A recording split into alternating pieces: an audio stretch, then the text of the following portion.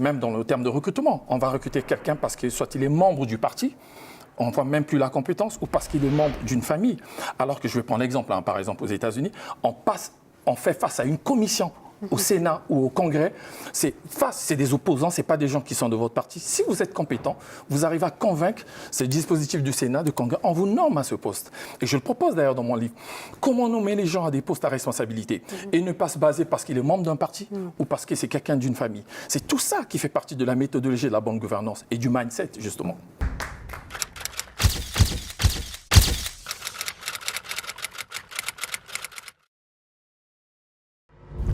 Brian Elvis Urfet, vous êtes conférencier international et expert en gestion des risques et un ancien banquier d'affaires engagé pour l'Afrique. Et ça, on insiste dessus.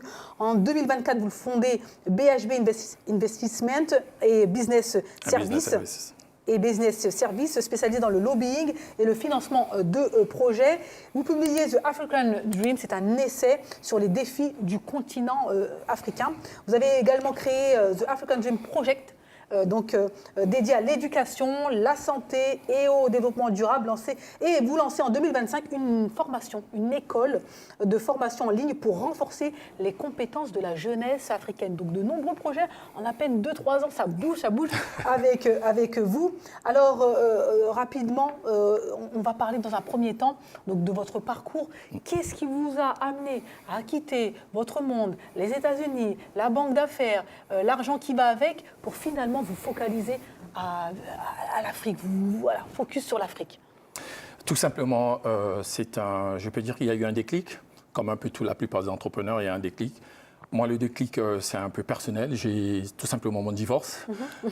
Quel déclic? Voilà, j'ai divorcé et à un moment, je me suis réveillé, j'ai dit, mais qu'est-ce que je fais là? Et j'ai donné beaucoup d'années au continent américain, français, parce que je suis parti aux États-Unis en tant que Français. Et j'ai voulu me rendre utile.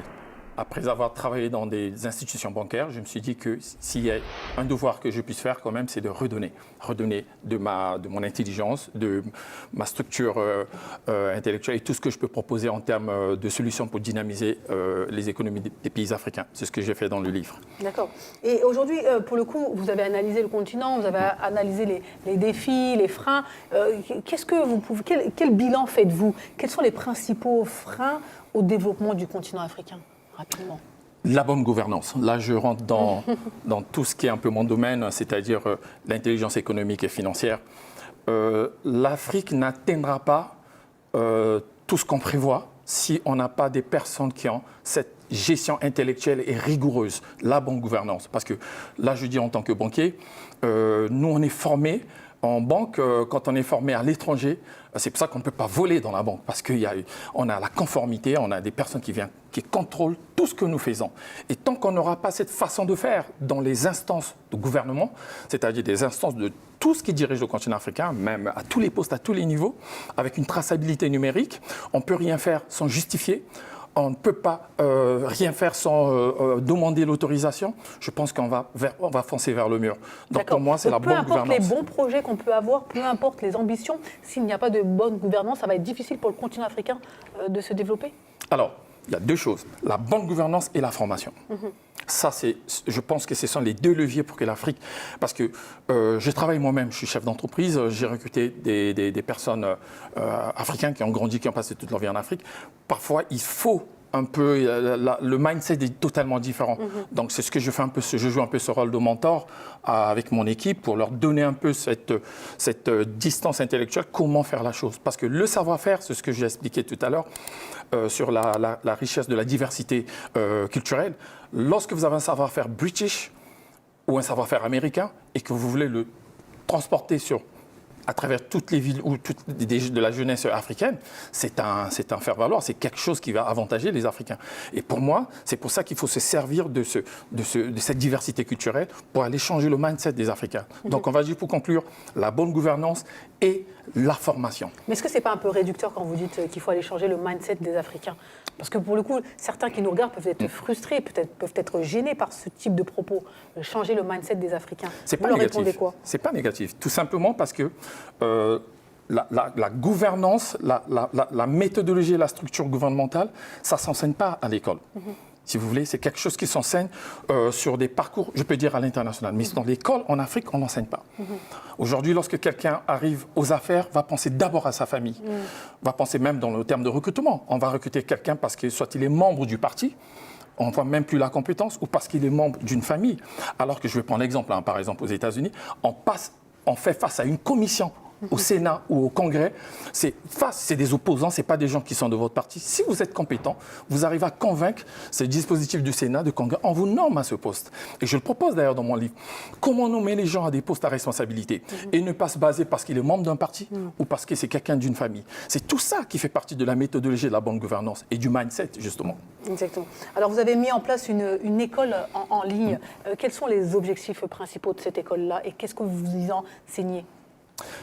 Nous avons créé une plateforme de formation et d'éducation pour l'Afrique pour répondre à un besoin croissant d'accès à des ressources éducatives de qualité. Notre objectif est très simple, favoriser l'apprentissage et développer les compétences transversales, les compétences pratiques et améliorer l'emploi sur le continent africain. Et en proposant des contenus adaptés aux réalités locales et en utilisant tout simplement des technologies accessibles. La question que vous venez de demander, quel est le but de cette initiative ?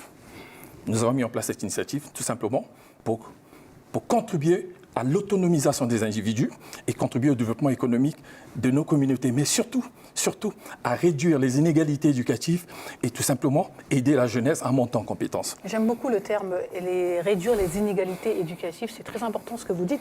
Et pour le coup, grâce à Internet aujourd'hui, on peut avoir accès à des informations, à de l'expertise assez facilement, même très facilement. Et donc vous, pour le coup, comment ça se passe ? C'est-à-dire que je suis par exemple, je ne sais pas, à Bamako, je suis à Kinshasa, et voilà, j'ai une appétence pour un certain secteur d'activité. Je retrouve tout sur votre école en ligne. Comment je dois être, sourcé ou j'ai accès si forcément j'ai été choisi parce que j'ai candidaté. Comment ça se passe ? C'est un peu la question qu'on peut se poser quand on est loin. Alors, c'est une école en ligne. On s'inscrit. Vous vous inscrivez.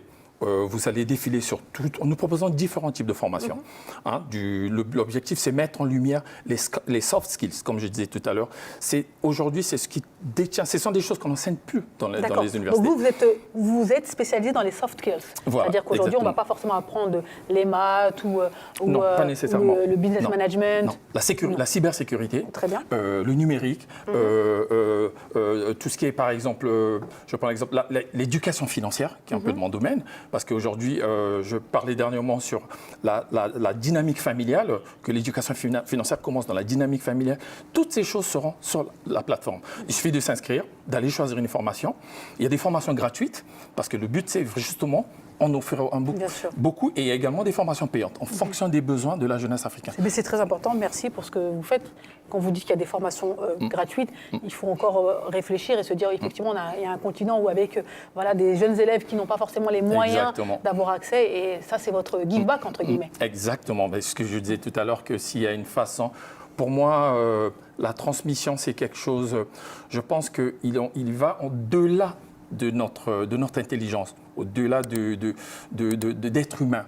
Parce que transmettre, permet de créer des liens intergénérationnels. Parce qu'on ne transmet pas seulement l'intelligence, on transmet la culture, on transmet le savoir-faire, on transmet les traditions. Et je pense que c'est un devoir que chaque personne de la diaspora devrait faire à un moment donné de sa vie. Exactement, c'est très important. Donc rapidement et pour finir concernant cette formation en ligne, où est-ce qu'on peut vous retrouver ? Donc qu'est-ce qu'on tape pour pouvoir avoir accès à ces formations? Alors, African Inside Academy, comme c'est indiqué sur les téléspectateurs le verront, African Inside Academy. On s'inscrit African Insight avec S, parce qu'il y en a qui existent juste avec le T. African Inside Academy. On s'inscrit, on regarde, on met le nom, c'est une plateforme. Et puis vous avez toutes les informations et vous pouvez choisir donc à la carte ce que vous souhaitez. Alors maintenant, on va s'intéresser à votre livre, The African Dream. Pour le coup, c'est un peu la continuité, voire la finalité, ou le commencement de ce que vous entreprenez, notamment avec cette école en ligne. The African Dream passera aussi par la formation, par l'éducation, etc., etc. Donc rapidement, est-ce que vous pouvez nous pitcher ce livre dont tout le monde parle quand même, hein. J'ai eu beaucoup de retours positifs concernant ce livre. Merci. Alors, The African Dream, c'est une œuvre d'une vision holistique qui a démarré aux États-Unis, chez moi, à New York, dans ma maison. Je suis parti sur tout ce que j'entendais, ce que des Américains, ce qu'ils pensent des Africains, des amis, étudiants, au boulot. Et je suis parti sur cette vision de trip culture pour avoir une vision assez large possible à 360 degrés. Trip culture parce que je vous rappelle pour ceux qui nous suivent que j'ai 3 cultures qui ont fait de moi l'homme que je suis devenu aujourd'hui. J'ai des origines africaines, mais mon héritage est profondément enfoui au Congo-Brazzaville. Je suis également français, j'ai une culture française, également une culture américaine. Donc j'ai voulu prendre une vision assez large possible pour partir, pour déconstruire l'Afrique, aller à l'encontre des clichés, à l'encontre de tout ce qui s'associe à l'Afrique, à la précarité, à la pauvreté, au coup d'État, à la corruption, au génocide, pour proposer un livre de recettes, et de solutions qui va permettre de sortir l'Afrique du tiers-monde et aussi de donner des solutions pour ne plus dépendre économiquement de cet Occident qui paraît quelquefois condescendant et opportuniste. D'accord. Donc pour le coup, à qui s'adresse ce livre? Il est destiné à qui? À nos États, à nos autorités, donc aux entrepreneurs, aux écoliers. À qui s'adresse ce livre? Ce livre est adressé à tout le monde. Parce que je vous ai dit que j'ai fait des solutions. Je propose des solutions. Je vais commencer par les jeunes. J'ai donné la possibilité à la jeunesse africaine de penser à réaliser leurs rêves sur le continent africain et ne plus prendre des risques à se diriger vers la Libye, l'océan Atlantique pour aller sur les plages de l'Italie.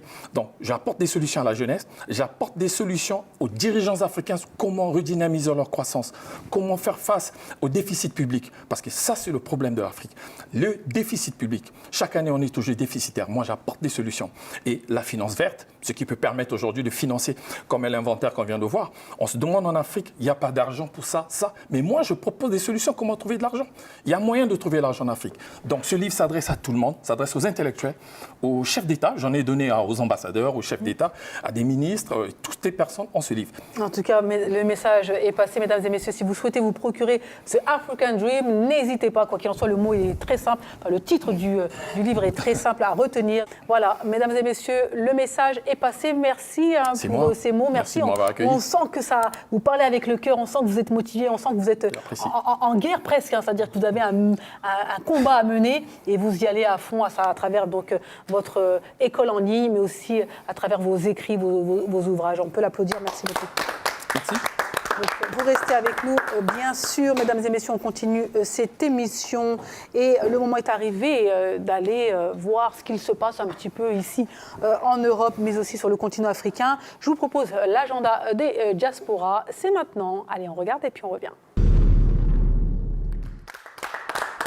De retour sur le plateau de Diaspora Africa pour la deuxième partie de cette émission. On a le plaisir d'avoir Rahim Atoumane, représentant résident de l'Agence africaine de coopération auprès du gouvernement de l'Union des Comores. Bienvenue encore une fois à vous. Et nous avons Brian Urfed, donc auteur du livre The African Dream et fondateur et CEO de notamment cette école, cette académie donc en ligne. N'hésitez pas si vous avez des enfants, n'hésitez pas si vous souhaitez tout simplement apprendre de nouvelles choses, en tout cas de nouvelles compétences, n'hésitez pas, il y a une école qui est disponible, donc The African Insight Academy. Yes.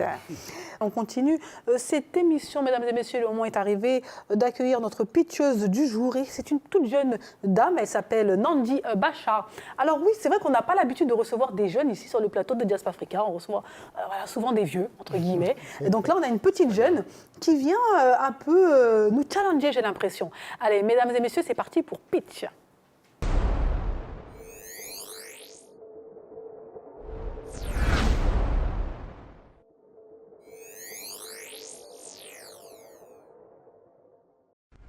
Alors Nandi Bachar, bienvenue à vous. C'est un plaisir de vous avoir ici sur le plateau de Diaspora Africa. Donc je l'ai dit plus tôt, vous êtes toute jeune et vous pensez à l'Afrique, vous parlez d'Afrique. Et parce que vos parents, voilà, les parents que nous sommes et surtout les grands-parents aussi, ont beaucoup parlé d'Afrique, à savoir je ne vais pas rester en France, je ne vais pas rester en Europe, je vais y retourner. Les enfants ensuite ont suivi la même chose en disant oui, moi aussi, je vais vivre The African Dream comme votre livre. Et puis finalement, les enfants sont restés, ont fait des enfants. Et finalement, est-ce que ce sont eux qui vont repartir au pays? Bonne question, c'est la question que vous vous posez. Exactement. Du coup, déjà, merci de m'accueillir.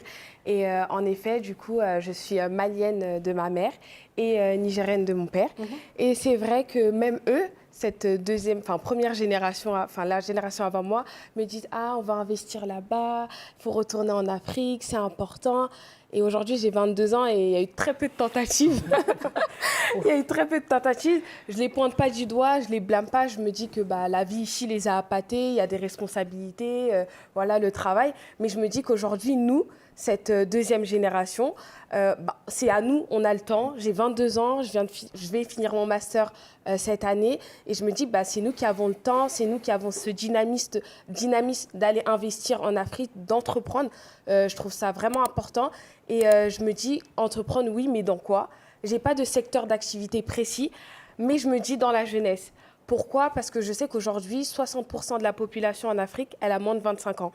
Et je sais que là-bas, il manque de divertissement, de lieux d'échange où les jeunes ils peuvent parler, échanger de leur art, leur créativité. Et je me dis, je suis jeune et c'est quelque chose que moi, je recherche même quand j'y vais. Et aussi, 62 millions de jeunes en Afrique sont en situation NEET, c'est-à-dire ils n'ont ni d'emploi, ni d'éducation et ni de formation. Je me dis aujourd'hui, si moi demain, de mon jeune âge et avec toute la diaspora jeune, on peut aller même créer de l'emploi et aider et créer ce dynamisme en Afrique. Et je trouve ça vraiment important voilà, moi aujourd'hui, ça fait 8 ans que je ne suis pas allée au Mali. Et je sais, je parle avec mes cousins, 8 ans après, c'est toujours le même cinéma. C'est toujours le même bowling. Il n'y a pas de lieu où, entre jeunes, on va échanger, se divertir, discuter. Et je trouve ça vraiment important que nous, moi, avec mes richesses, ce que j'ai appris à l'école, mon master, c'est vraiment entreprendre. Et je me dis, OK, ici, pourquoi pas. Ici et là-bas, le faire, je pense que c'est un réel besoin. C'est vraiment un besoin. Et je me demande si vous avez des enfants ou des frères et sœurs de mon âge, est-ce que vous leur avez donné cette appétence d'aller entreprendre en Afrique, d'aller voir ce que les jeunes là-bas ont besoin, parce que si vous en rendez compte, OK, il y a beaucoup de restaurants qui ont ouvert, etc. Mais ça ne suffit pas. Ça ne suffit pas, c'est pas suffisant et parfois c'est pas accessible. Pour le coup, on va laisser donc messieurs. Je peux répondre? Bien sûr. Bravo. Vous voyez, j'ai pas les mots parce que je parlais tout à l'heure du déclic et c'est très bien. Vous savez, je vais utiliser des mots vraiment forts. La diaspora est un réservoir de puissance intellectuelle et de talent. Elle doit être mise à la disposition du continent africain. Ouais.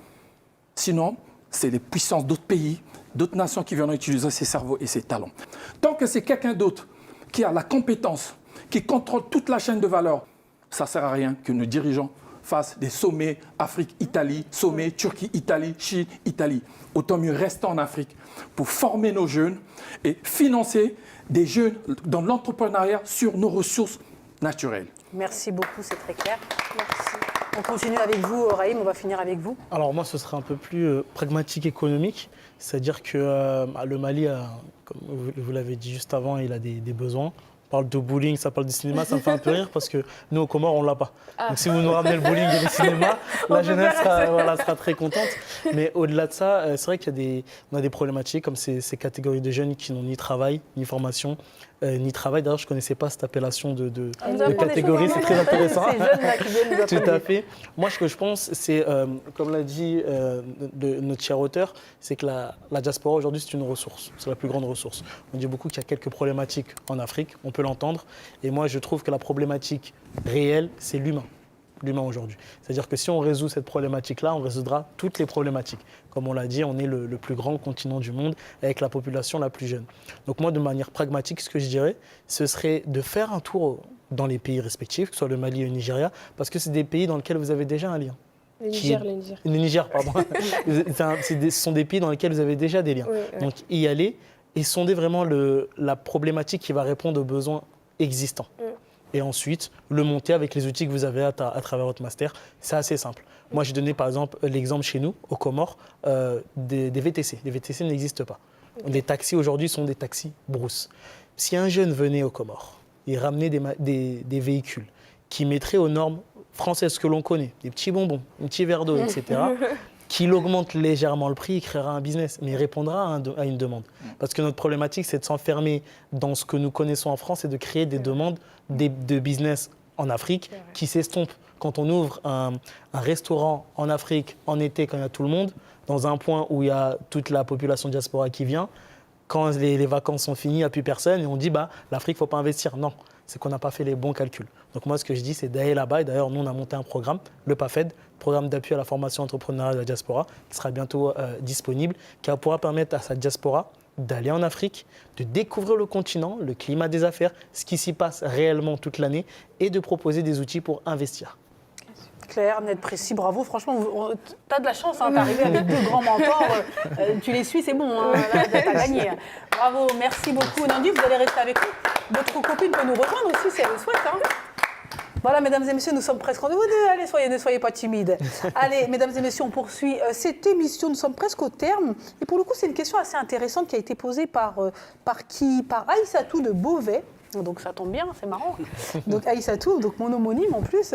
Alors, c'est une vraie question qui parle des mariages mixtes, notamment dans la diaspora. Est-ce que ça peut éventuellement freiner les jeunes qui veulent aller s'installer sur le continent africain? Est-ce qu'aujourd'hui, finalement, je me marie avec, je ne sais pas, un Italien, et puis voilà, mon rêve, il devient italien, et finalement, cette diaspora-là dont vous parlez tant, qui doit reconstruire le continent africain, non, moi je vais en Italie, hein, les amis, je suis désolée. Hein. Tu réponds, je réponds. Allez. Aujourd'hui, j'ai une autre vision. Parce que j'ai été marié beaucoup d'années avec une Américaine. Et finalement, est-ce que ça vous a freiné ou pas pour votre projet sur le continent africain? Américaine ou ça vous a... afro-américaine? Afro-américaine. Ah, ça vous a freiné? Ah oui. Aujourd'hui, tous mes proches le savent. Après, tous ceux qui veulent faire des mariages avec des Chinois, ce qui veulent oui, le choix. bien sûr. Moi, aujourd'hui, je suis divorcé, mais si je dois refaire ma vie, je l'espère, c'est une femme africaine. Je pense qu'on ne valorise pas souvent nos sœurs. Et la preuve, la vision que j'ai aujourd'hui, je ne l'avais pas quand j'étais avec une femme américaine. Je ne l'avais pas, ce qui est normal. Tous ceux qui m'ont connu, ils voyaient mes réseaux sociaux. C'était Costa Rica, Brésil, Dubaï, c'était la vie normale. Je jouais à l'américain avec mes casquettes. Alors que si vous avez le bon partenaire ou la partenaire qui accompagne votre vision, faire asseoir cette vision, conforter cette attractivité et le diriger sur le continent africain, croyez-moi. Vous savez, je suis expert en finance. Peut-être si j'avais la bonne personne, peut-être que j'allais déjà enchaîner le continent africain depuis il y a 10 ans. Peut-être que je serais loin. Donc, j'encourage peut-être ceux qui le font, mais moi aujourd'hui j'ai une autre vision. Bien sûr. Et je pense que c'est un avis et du vécu, c'est même pas un avis, c'est du vécu. Pour le coup, qu'est-ce que vous répondez, Raïm Atoumane, excellence? Avec le temps, ma réponse sera un peu plus mitigée. Avant, j'étais très, très catégorique. Et c'est vrai, j'ai vécu des mariages aussi avec... Des mariages, mais dis donc. Moi, pas des. En avance, on ne peut pas réussir partout du premier coup. Et donc je dirais que ça dépend de l'essence que nous avons en nous. Il y a un film là, qui est sorti, d'ailleurs je vais en profiter pour en parler, qui est Fanon. On voit que France Fanon a fait le travail qu'il a fait, avec à ses côtés une femme blanche qui était déterminée dans son autodétermination à la souveraineté africaine. Donc l'un n'empêche pas l'autre. Maintenant, c'est vrai qu'aujourd'hui, on se perd un peu. On se perd un peu à se marier ailleurs et surtout en ne faisant pas la transmission de la tradition. Donc moi je dirais on peut se marier avec qui on veut s'il y a une transmission qui est faite. Mais si le mariage dit rupture de tradition, rupture de transmission de tradition, à éviter. Parce qu'après, on se détourne de la mission première qui est la souveraineté et l'unité de l'Afrique. Et si c'est cette mission-là qu'on porte, bien sûr. Aussi, donc ça dépend de l'essence qu'on a en nous, clairement. Exactement. Moi, j'ai épousé une Française. Je suis divorcé, mais c'était une Française bretonne. Mais qu'est-ce qui se passe? Plusieurs personnes, il y a divorcé ici sur le plateau. Non, mais par contre, il n'y a pas eu de perte d'identité. J'ai eu des enfants qui sont attachés au continent africain. Il n'y a pas de règle, je crois. Il y a des fois une perte d'identité, on a tous vu autour de nous. Des gens qui ont été mariés, qui étaient complètement... on va dire, lobotomisés, quelque part aliénés. Et puis d'autres où ça fonctionne très bien. Donc c'est mitigé. Voilà. Exactement, transmission. Pour le coup, c'est fait. Exactement. Baba? Ouais, pour moi, c'est surtout dans la relation.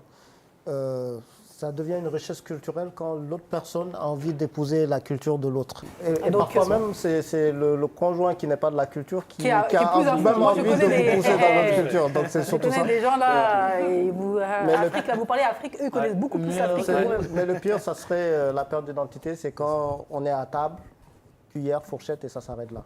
Donc l'aliénation, donc perte d'identité. Donc on retiendra le mot transmission. Ouais. Voilà, c'est Exactement, ça. je suis totalement d'accord. Pour le coup, il y a des gens qui n'ont pas été divorcés, qui n'ont pas été mariés ici sur le plateau. On va leur donner la parole.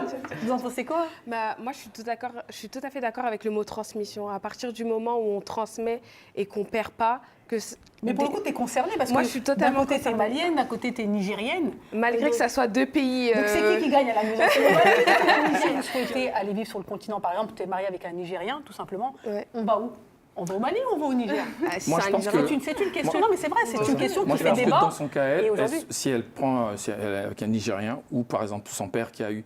Pour moi, c'est facile. Je le dis parce que j'étais quand même... Il y avait un décalage même dans mes discussions. après, effectivement, la il y avait différence un est beaucoup plus décalage quand vous avez une femme flagrante d'un parce autre que vous parlez pays. d'américain. Bah oui, Mais c'est, néanmoins, la question se pose Je quand pense que c'est même. le Mali, moi. Je ne sais pas pourquoi. Le mais- Mali? Ça sent le Mali. Oh, attention, hein, Quand c'est- on parle bambara, Voilà, mesdames et messieurs, nous sommes au terme de cette émission. J'espère que vous avez apprécié. Merci beaucoup donc, à nos invités.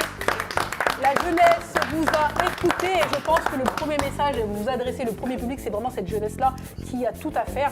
Et ça tombait bien qu'on reçoive des jeunes africaines ici sur le plateau de Jazz Africa. Merci bien sûr Baba Dem et ainsi que Mr. L. Et merci bien sûr à la jeunesse, à Madame Bachar et... Voilà, merci, bye bye, rendez-vous la semaine prochaine.